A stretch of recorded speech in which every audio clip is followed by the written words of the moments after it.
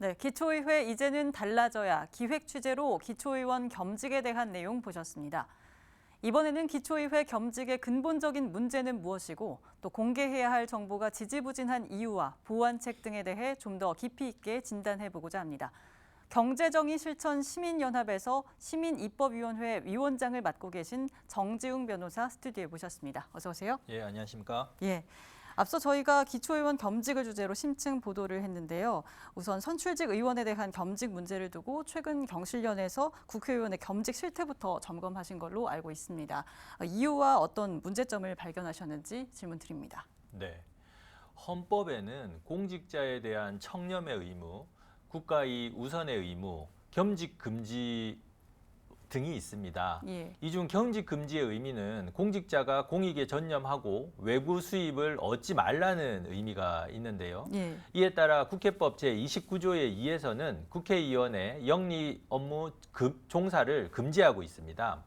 하지만 이러한 헌법적 원칙에도 불구하고 직업 수행에 지장이 없는 경우에 해당하는 임대업에 대한 예외 규정을 통해 국회의원의 영리 업무를 허용하고 있습니다.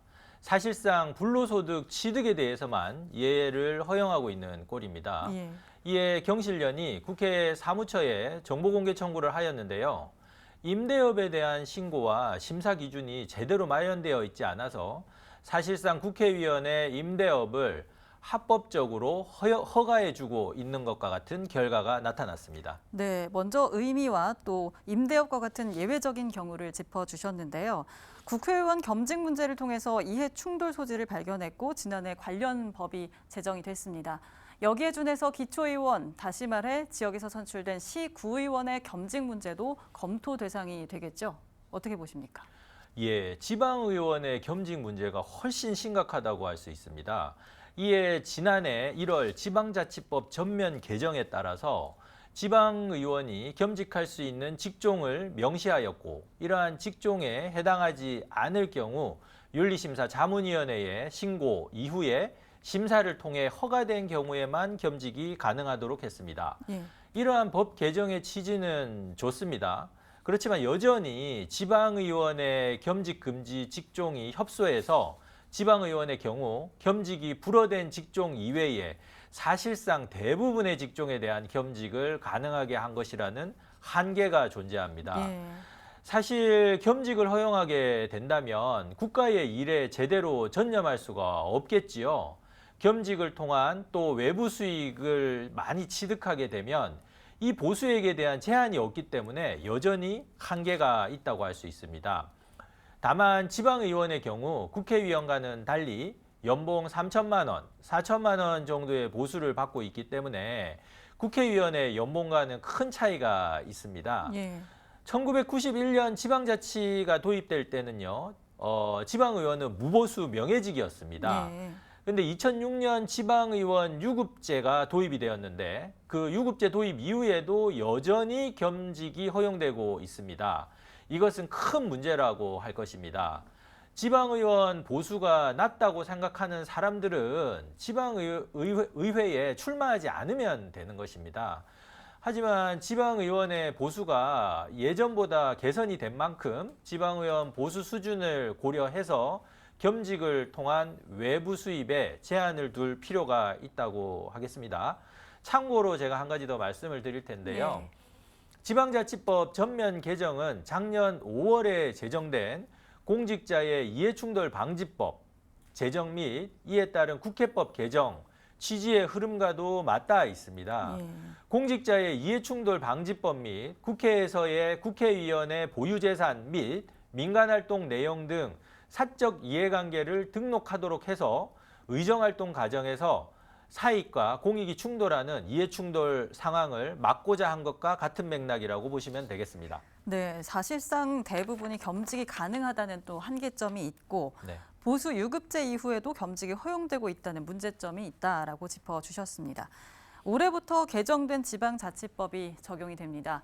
개정된 법에 따라 선출직 구의원의 겸직 내용을 의회 홈페이지에 공개하도록 하고 있는데요. 하지만 아직까지 공개가 제대로 안 되고 있습니다. 또 겸직 공개 기준이 명확하지 않아서 기초의회가 혼란스럽다는데 이 부분에 대해서는 어떻게 판단하십니까?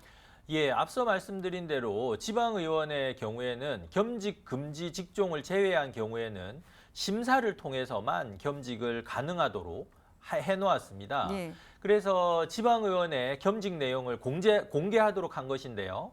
그런데 법에서는 연 1회 홈페이지를 통해 게재라고 되어 있기 때문에 대부분의 시의회, 구의회에서는 아직 홈페이지를 통해 지방의원의 겸직 내용을 게재하지 않고 있는 것입니다.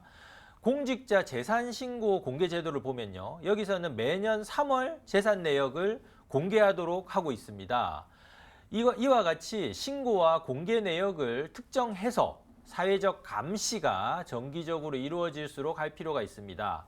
또한 지방의원 겸직 여부를 신고하도록 한 것은 이것을 유지해도 되는지를 심사하기 위한 목적인데도 불구하고 아직도 그것을 심사해야 할 주체인 윤리심사자문위원회가 구성되지 않은 시의회, 구의회가 많다는 것이 매우 큰 문제점이라고 하겠습니다. 네, 현재 경실련에서 서울기초의회 25곳을 대상으로 겸직 공개에 대한 정보 공개 청구를 진행 중이라고 알고 있습니다.